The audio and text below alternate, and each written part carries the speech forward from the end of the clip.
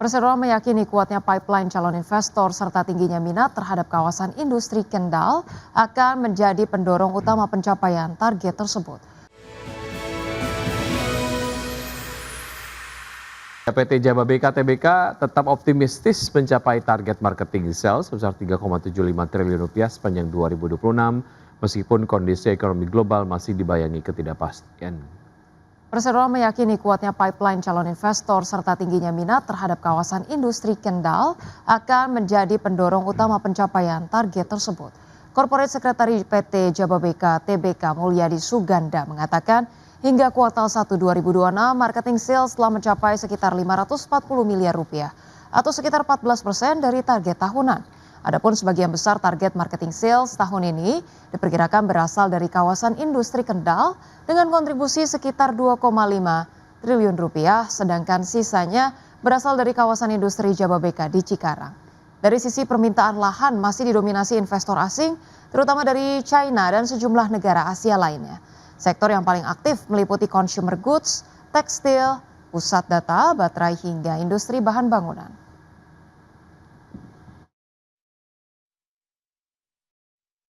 Presiden Prabowo Subianto meresmikan groundbreaking proyek LNG Abadi Masela senilai 20,9 miliar dolar Amerika Serikat atau sekitar 355 triliun rupiah. Ya, proyek LNG Abadi Masela yang masuk dalam proyek strategis nasional ini untuk memperkuat ketahanan energi dan ekonomi Indonesia Timur. Presiden Prabowo Subianto meresmikan groundbreaking proyek strategis nasional atau PSN, proyek kilang gas darat atau onshore LNG, Abadi Masela di Kabupaten Kepulauan Tanimbar, Maluku. Dimulainya konstruksi proyek PSN sektor energi senilai sekitar 20,9 miliar dolar Amerika Serikat ini menjadi tonggak baru pengembangan sektor energi nasional, sekaligus memperkuat investasi di kawasan Indonesia Timur. Proyek kilang gas darat LNG Abadi Masela tersebut dikembangkan oleh Inpex Masela Ltd bersama Pertamina dan Petronas, di mana kilang LNG tersebut dirancang memiliki kapasitas produksi 9,5 juta ton LNG per tahun, yang menyalurkan gas pipa domestik sebesar 150 mmscpd, serta menghasilkan sekitar 35.000 barel konsentrat per hari. Presiden Prabowo menegaskan proyek LNG Abadi Masela ini merupakan salah satu investasi energi terbesar dalam sejarah Indonesia yang diharapkan memperkuat ketahanan energi sekaligus mendorong pemerataan pembangunan. Proyek ini investasinya sangat besar, 20,9 miliar dolar, hampir 21 miliar dolar, akan menghasilkan lebih dari 9 juta ton gas, kondensat dan sebagainya, sehingga ini akan sangat membantu bangsa Indonesia melaksanakan pembangunan. Kita harus melakukan hilirisasi, dan hilirisasi ini membutuhkan energi. Energi kita sangat banyak, hanya ada 2-3 tahun masa transisi, dan kebetulan di tengah dunia yang penuh bahaya sekarang, Indonesia cukup punya ketahanan, kita sudah antisipasi, kita punya langkah-langkah yang untuk bisa membawa Indonesia dalam keadaan yang baik. Presiden menambahkan keberadaan LNG Abadi Masela ini akan menjadi katalis pertumbuhan ekonomi di Indonesia Timur yang diperkirakan berkontribusi sekitar 137,7 miliar dolar Amerika Serikat terhadap produk domestik bruto nasional hingga tahun 2055.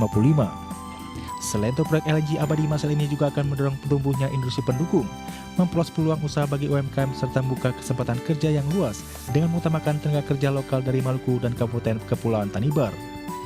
Tim Liputan IDX Channel.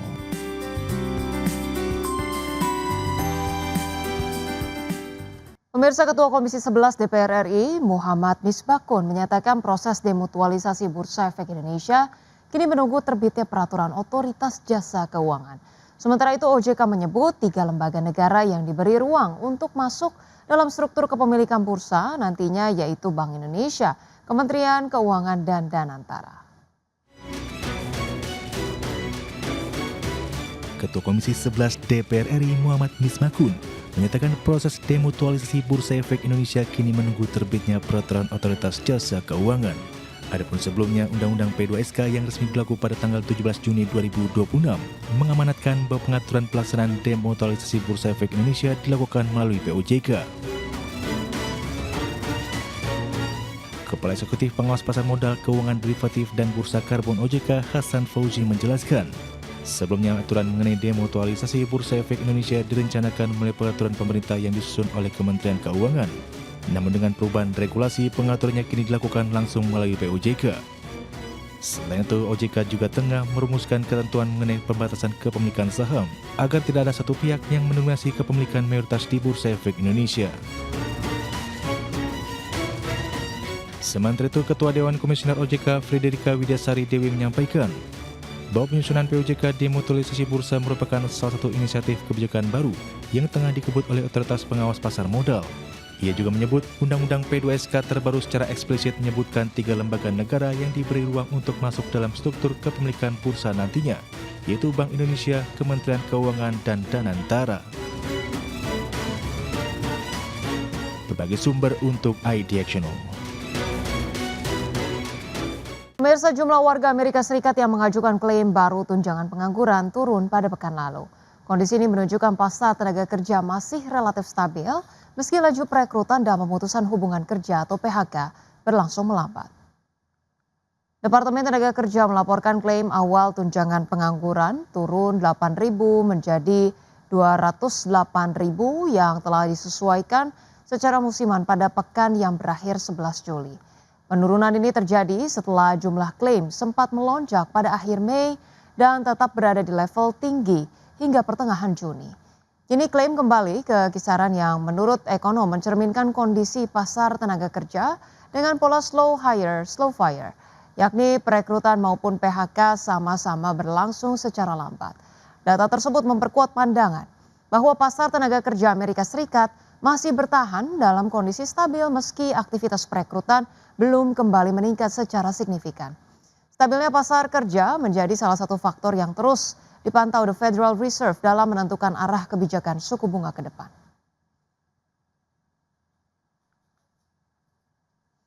PT Waskita Beton Precast Tbk atau WSBP terus meningkatkan kontribusi dalam pembangunan infrastruktur nasional seiring upaya memperkuat kinerja perusahaan. Ya, pada semester pertama tahun 2026, Perseroan membukukan pendapatan usaha sebesar 808,07 miliar rupiah dari 3 lini bisnis utama. Kontribusi pendapatan terbesar berasal dari lini jasa konstruksi sebesar 316,81 miliar rupiah. Sementara itu, bisnis beton precast menyumbang 310,3 miliar rupiah dan ready mix serta quarry sebesar 180,95 miliar rupiah. Kontribusi tersebut didukung oleh penyelesaian berbagai proyek strategis di berbagai wilayah di Indonesia. Di antaranya adalah proyek tangguh UCC Onshore, Jalan Tol Serang Panimbang, hingga pembangunan gedung dan fasilitas pendidikan di sejumlah daerah. Perseroan menegaskan seluruh proyek dikerjakan dengan mengutamakan kualitas, ketepatan waktu, serta keselamatan kerja. Di sisi operasional, WSBP berhasil menurunkan beban umum dan administrasi sebesar 16% dibandingkan dengan periode yang sama tahun lalu. Perseroan juga menekan beban non-contributing plan dari 17,74 miliar rupiah menjadi 5,31 miliar rupiah melalui optimalisasi fasilitas produksi. Kedepan WSBP akan terus melanjutkan efisiensi, menyelesaikan proyek yang berjalan, serta menjaga tata kelola perusahaan untuk mendukung pertumbuhan usaha berkelanjutan.